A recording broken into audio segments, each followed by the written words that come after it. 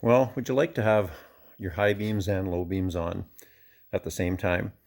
Our GM trucks, when the high beams come on, the low beams turn off.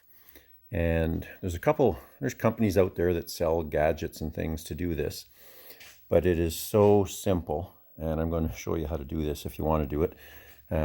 It really is fantastic if you're in the bush and places without lighting.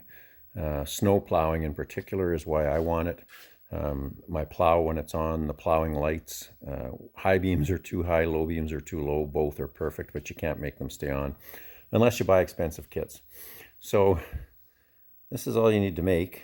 And if you're not into electronics, that's a diode. And that diode is probably worth about 10 cents or less. So this is a very simple thing to do. Now, in our trucks, we have multiple relays underneath the fuse box.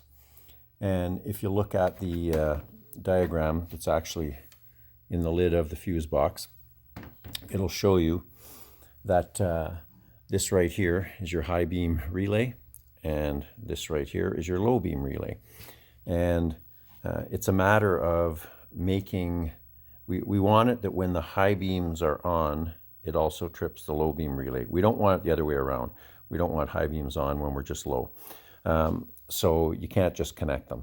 In any case, what I'm going to do is show you how I did this and explain a little bit about how these relays work, because once you understand it, you can do a lot with them. So in this video, I'm using a 1N4002 diode, and I've just soldered a couple pieces of automotive wire, one to each end, 2 or 3 inches of wire to give me some room to work. And I just soldered it on. And again, so that's what I'm using. It's a 1N4002 diode. Any diode will just about work for this. It's not too fussy, but you can get these diodes or many of them on Amazon. This is just a kit from Amazon. I think it's about 15 bucks, and there's hundreds of different types of diodes in there. So that's where I got it. So I'm going to go into detail and show you how this works and why it works. You may find it useful. However, if you want to just see the diode being put into place after it's soldered in the truck to see how it works, just skip ahead in the video. So I'm going to describe how these relays work, because I'm sure there's a lot of people that don't know what a relay is. A relay is essentially an electronic box that has a magnet activated switch. And it's an electromagnet. So when you activate the coil, it pulls the switch and makes connection. So every relay, almost every relay anyway, this is my high beam relay, on the side of it will usually show a printed definition of what the terminals are. So if you look here, you'll see on the left-hand side, there's 86, and below it, 85. And in between that box with the line through it is the coil. So, and you can see it's got a connection to the one on the right side, a dotted line. That's the switch that it activates. So when you put power, 12 volts between 86 and 85, the relay pulls that switch between 30 and 87. It pulls it closed. So it essentially makes a connection between 30 and 87. So it's just important to understand what I'm going to show you here and why this works and how easy it is. So if we take this relay and we transform those numbers, you're going to see on the bottom, I'm hoping I can get this on there, you can actually see the numbers by the terminals. You can see them there. So you can tell which terminal's which.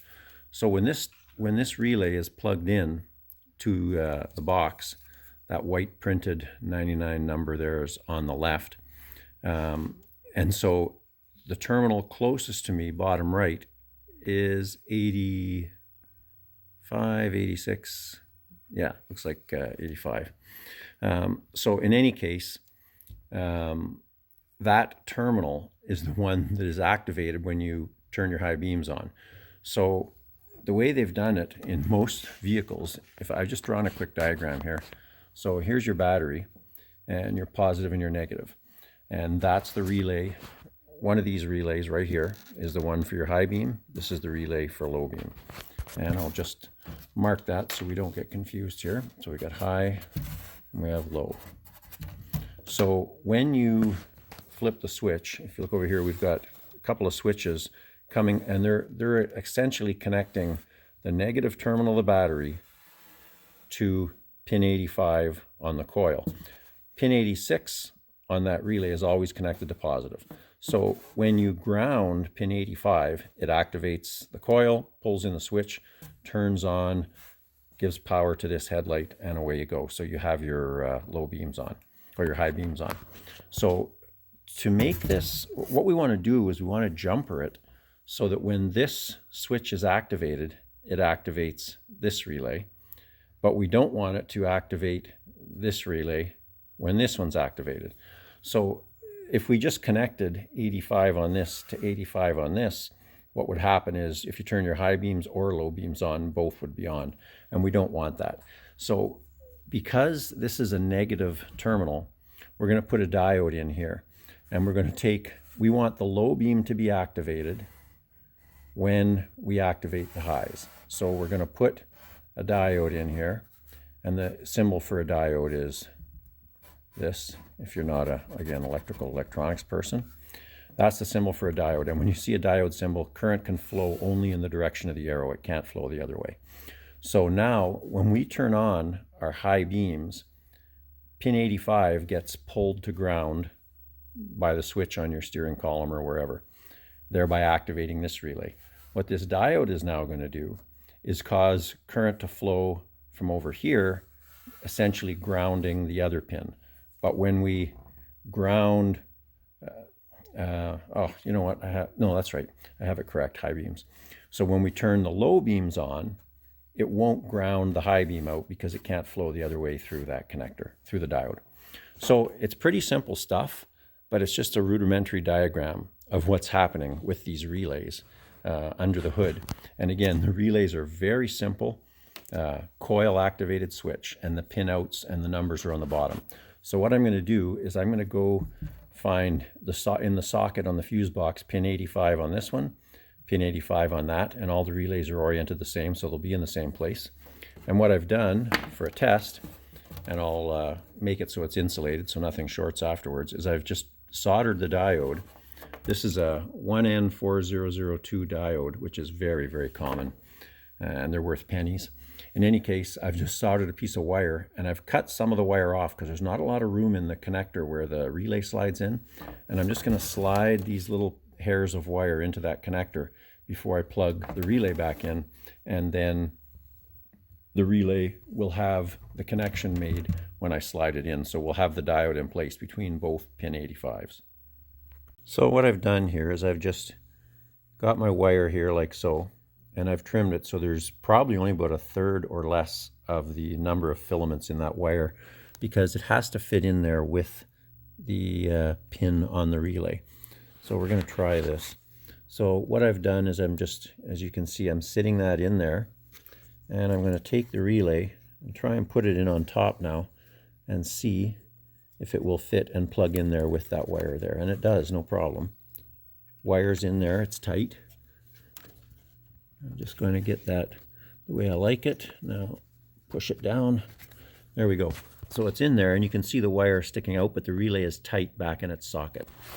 So now I'm going to take the other end, and I'm going to do the same thing with the low lamp relay, and we'll get that going as well. So I'll just be right back here. So there's the other one now in place, and I'm going to put the relay back in and push it down, and there we go. It's seated, and if I can get in there, I can actually see it's seated tight down. Both of them are. And so now we're going to give a quick try and turn our headlights on. So headlights are on at the moment. That's the low beams, and as you can see, only the one light is on. Now I'm going to flip the high beams on.